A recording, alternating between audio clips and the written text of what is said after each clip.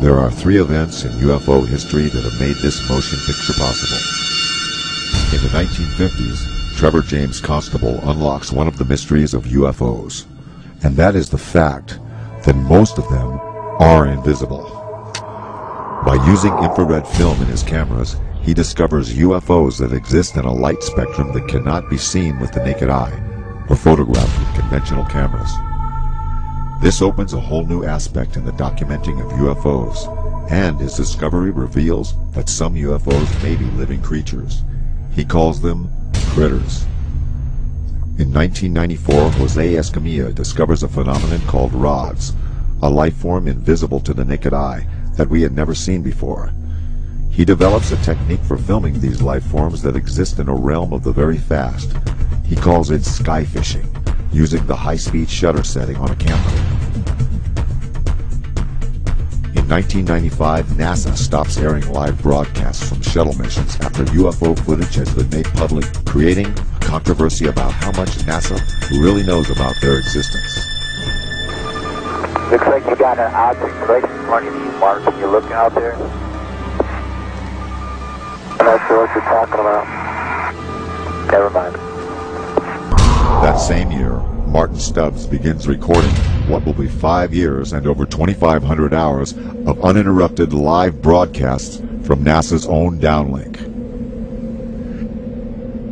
Today we have digital camcorder technology that enables us to capture UFOs in full color, high-resolution video. Invisible UFOs can now be captured in broad daylight by a simple camera conversion. Two camcorders of the same make and model are set up side by side. Camera 1 on the left is set for regular daytime recording. Camera 2 on the right is set on night shot, which has been converted to shoot in broad daylight.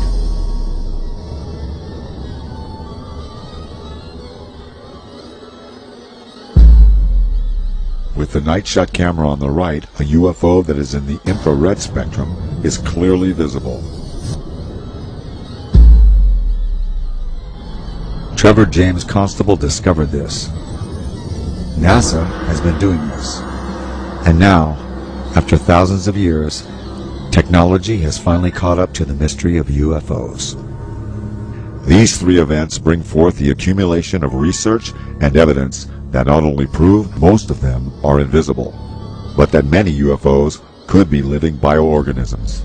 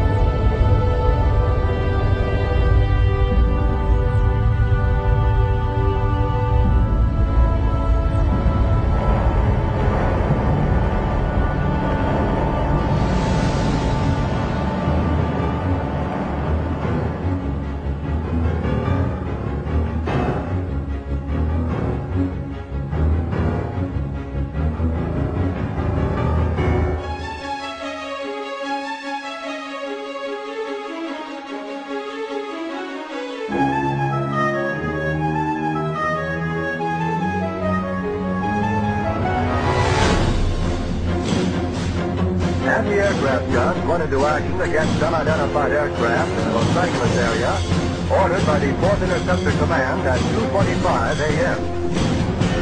The unidentified object moved slowly down the Pacific coast from Santa Monica and disappeared south of Long Beach.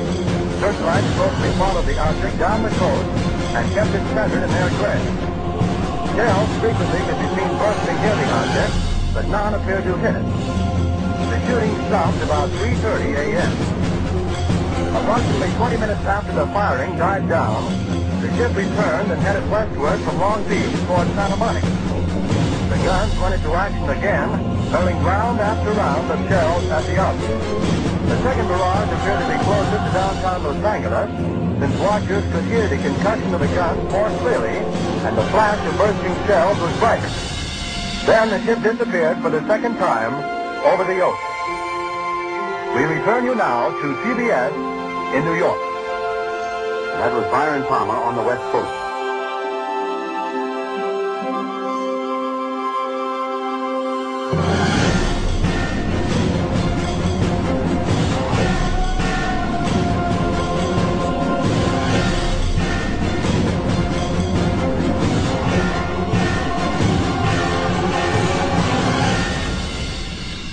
Our distinguished guest for this evening is Dr. Willie Ley.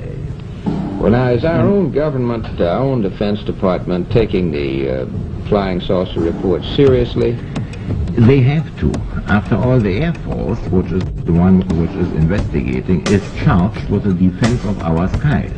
So if there's anything in the skies which they don't know and cannot account for, it makes them understandably uneasy. Major Donald E. Kehoe, a retired Marine Corps officer, insisted that the Air Force knew more than it was telling. We are being observed by some type of device which is ahead of us, far ahead of us, and is probably controlled by a highly advanced superior civilization. It has reached the point where many people in the Air Force have the same conclusion. In fact, the Air Force at one time had a top secret estimate that these things were interplanetary spaceships. Right now, if you report having seen a flying saucer, you open yourself up to ridicule too, which is something which is deplored by the Air Force. In other words, members of